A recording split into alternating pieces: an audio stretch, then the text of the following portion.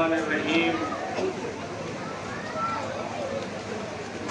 काला इमाम हुसैन अलैहिस्सलाम मिसली ला युबायउ मिसला।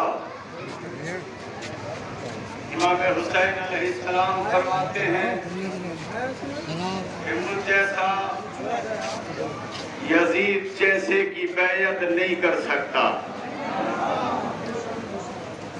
मुसलमानों, इमाम हुसैन की दरसगाह खुल चुकी है, इमाम हुसैन की यूनिवर्सिटी खुल चुकी है और ये यूनिवर्सिटी किसी हुजरे में नहीं लगती।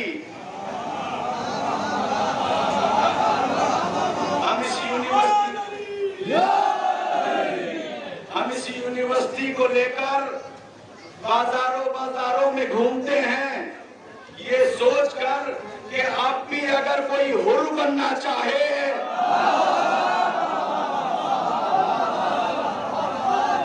हम ये सोचकर घूमते हैं कि आप भी अगर कोई हुर बनना चाहे तो आ जाए। हम अकेले जन्नत नहीं जाना चाहते, सबको साथ लेके जाना चाहते।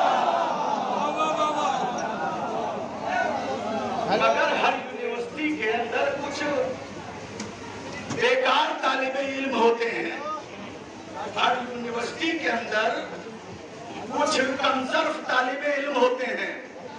वो यूनिवर्सिटी से फायदा नहीं कमाते, उस्ताद से पूछते हैं कि भैया ये बताइए पढ़ने के बाद जॉब लग जाएगी नहीं।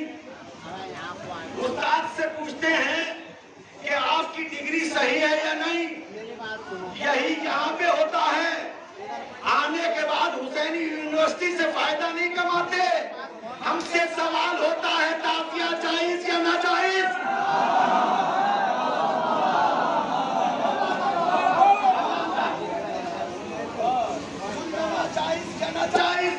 हमसे सवाल होता है, हमसे मुसलमान सवाल करते हैं भैया ये बताओ कि सारी चीजें 20 सवाल हमसे होते हैं। आज एक सवाल मैं मुसलमानों से कर रहा हूं, तवज्जो चाह रहा हूं सारे मुसलमान। हमसे पूछते हैं ताज़िया जायज या नाजायज, आलम जायज या नाजायज, सुलझाना जायज या नाजायज। मैं पूछ रहा हूं ये बताओ यजीद जायज था या नाजायज।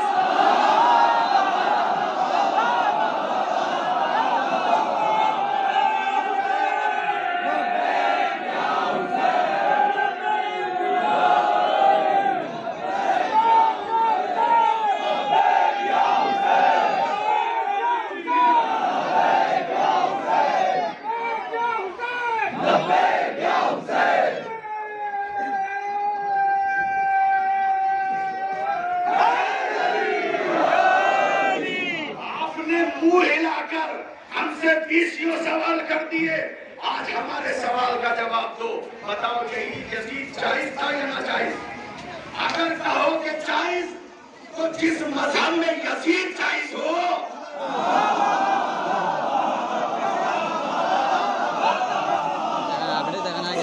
हकीकत क्या है। और अगर ये कहो यजीद नाजायज तो फिर खुलाफाए राशिदा की फहरिस्त में क्या कर रहा है।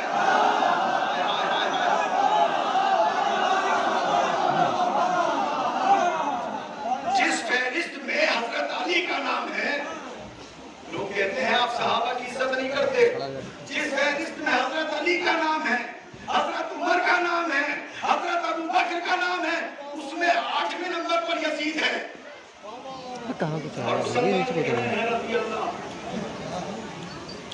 मुसलमान लिख रहे हैं रज़ी अल्लाह, तो जब रसूल अल्लाह के नवासे का कातिल रज़ी अल्लाह हो सकता है,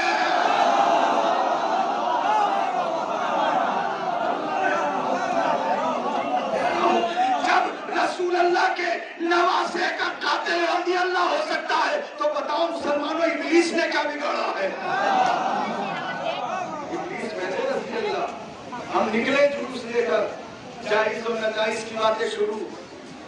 याद रखो, जितना एतराज तुमने इमाम हुसैन की फर्श आज़म पे किया है, अगर इतना एतराज यजीद के कारनामों पे कर देते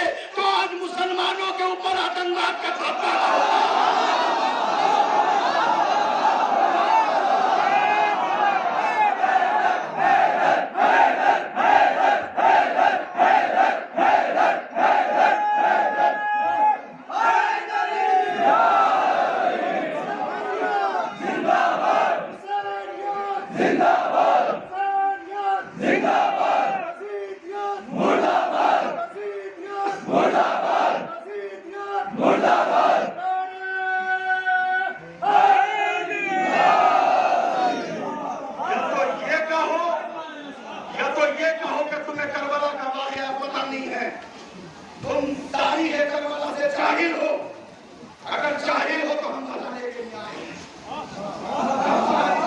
करेंगे, हम तुम्हारी जहालत को दूर करेंगे। और अगर तुम्हें ये सब कुछ पता है उसके बाद तुम अंजाम दे रहे हो तो तुम्हें बुग़्ज़ हुसैन है, तुम्हें बुग़्ज़ हुसैन है। अब ऐसे लोगों के लिए मेरे पास 4 मिसरे हैं कि जिन्हें भी बुग़्ज़ है तकफीर के घराने से,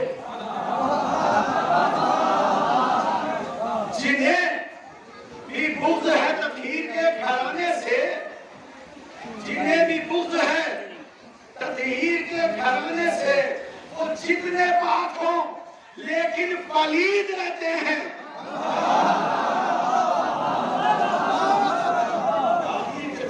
मुसलमानों तुम्हारी तवज्जो चाहता हूँ कि जिन्हें भी बुग़्ज़ है तकफीर के घराने से, वो जितने पाक हों लेकिन पलीद रहते हैं। जब आया माहे मुहर्रम ये खुल गया सब पर, हमारे मुल्क में कितने यज़ीद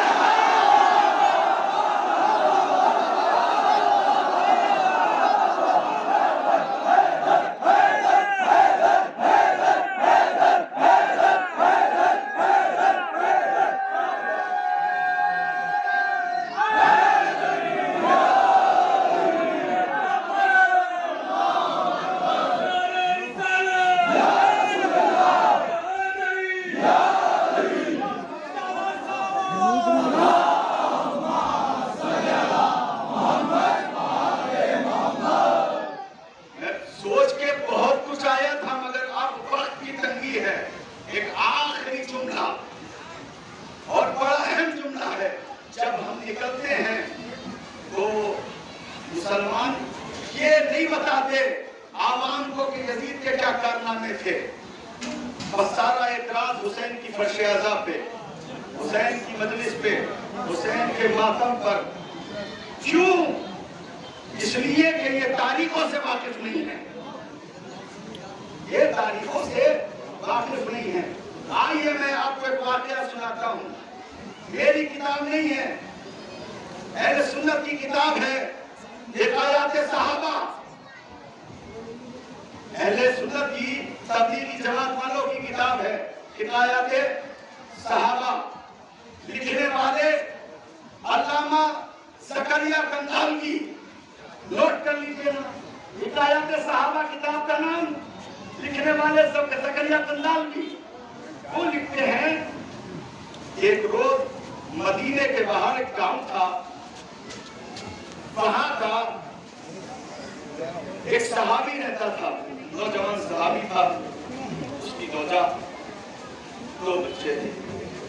एक बच्चा बहुत गोरा चिट्टा था, खूबसूरत था, एक बच्चा बहुत काला था, बहुत काला। उसे उसके अपना औलाद होने पे शक था। वो कहता था मेरी ज़ौजा ने मेरे साथ खयानत की, मेरी ज़ौजा ने मेरे साथ खयानत की, मगर ज़ौजा से मोहब्बत करता था, कह नहीं पाता था। जब बेटा 3-4 साल का हो गया तो जैसे जैसे उम्र कम होती है, ये तो मोहब्बत बढ़ जाती है या मोहब्बत कम हो जाती है। उसे ज़ौजा से मोहब्बत कम हुई, इसी बात पे बिना बिगड़ी उसने कहा ये मेरा बेटा नहीं है। क्यों? इसलिए कि मेरी शक्ल में नहीं मिलता, बड़ा बेटा गोरा चिट्टा है, ये बेटा इतना काला कि तेरा नहीं लगता। ज़ौजा क्योंकि शरीफ औरत थी, शिकायत लेकर रसूलुल्लाह की खिदमत में आई, या रसूलुल्लाह मेरे दामन पे दाग लग रहा है, मुझे इस दाग से बचाइए। रसूलुल्लाह ने कहा कि इसका फैसला हम जुम्मे के दिन करेंगे। जुम्मे के दिन शौहर, ज़ौजा और दोनों बच्चों को ले आओ। मदीने के अंदर पूरे मदीने में खबर फैल गई कि ऐसे ऐसे वाक़या आया है, रसूलुल्लाह फैसला करेंगे। चुनाचे शौहर, ज़ौजा, दोनों बच्चे आ गए, रसूलुल्लाह ने बिठा दिया मिंबर के करीब शौहर, उसके बराबर में ज़ौजा, उसके बराबर में बड़ा बेटा, उसके बराबर में छोटा बेटा। या रसूलुल्लाह कैसे फैसला करेंगे? कहा हम ऐसा फैसला करेंगे क़यामत तक नज़ीर रहेगा, फैसला ऐसा होगा क़यामत तक इतना में कहने के बाद बिलाल को बुलाया, का बिलाल घर जाओ और मेरे हुसैन को ले आओ। मामला क्या था कि ये बेटा मेरा नहीं है, ये हलाली नहीं है। कहा बिलाल जाओ और घर से मेरे हुसैन को ले आओ। तारीख कहती है, भाई तवज्जो मेरी तरफ रखे, ये चल फिर छोड़ दे, फैसला कुन जुमला दे रहा हूं, मेरे हुसैन को ले आओ। बिलाल गए, हुसैन को तैयार कराया। जैसे ही मस्जिद में दाखिल हुए, हुसैन को देख के जिस बच्चे पे शक था वो एहतराम हुसैन में खड़ा हो गया।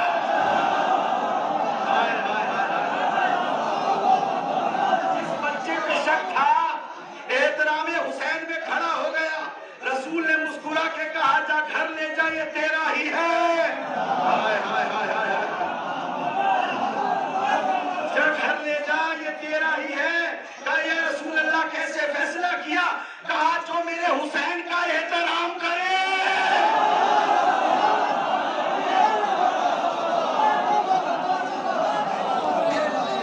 जो मेरे हुसैन का एहतराम करे वो हलाली होता है, गैर हलाली नहीं होता। आज तो हुसैन है ही नहीं, आज कैसे पता चले हुसैन नहीं है? हुसैन नहीं है अगर हुसैन का ताजिया है, हुसैन नहीं है अगर हुसैन का आलम है। जो इन चीजों का एहतराम करे।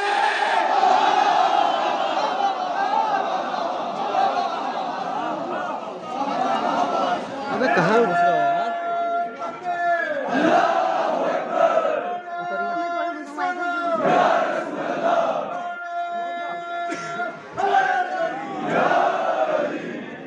जो भी इन चीजों का एहतराम करे समझ लो हलाली, और जो फतवा लेकर घूमता फिरे फिर वो अपने घर वालों से पूछे, जिन्हें अब तवज्जो चाह रहा हूं, बहुत तवज्जो, ये जो मामला हुआ ये फतवे वाला क्यों हुआ? ताकि हम तो फतवे में ध्यान ही नहीं देते। हम तो फतवे को ऐसा समझते हैं कि अगर कोई चीज 20 रुपए की है और वो फतवा आने की बिना पर रुक जाए तो हम 40 रुपए देके खरीद लेते हैं, के नाम पर लूटने के लिए तैयार है।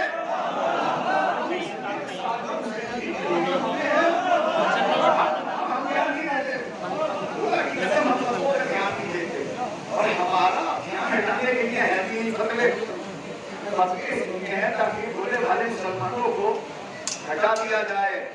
आखिरी जुमला तकरीर का, मुसलमानों अगर जाहिल मुल्लाओं के चक्कर में आकर हुसैन को छोड़ दिया तो हुसैन का कुछ नहीं जाएगा, अगर हुसैन ने तुम्हें छोड़ दिया।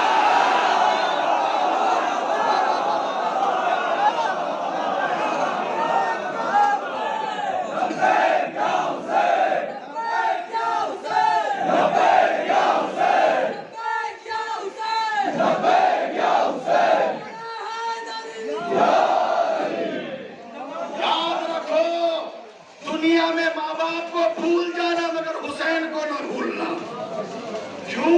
इसलिए क्या जो तुम्हारे पास दीन है ये हुसैन की देन है, ये जो तुम्हारे पास शरीयत है ये हुसैन की देन है। इसलिए सबको छोड़ देना, हुसैन को न छोड़ना। सदक़ल्लाहुल अलीयुल अज़ीम व सदक़ इमाम हुसैन अलैहिस्सलाम।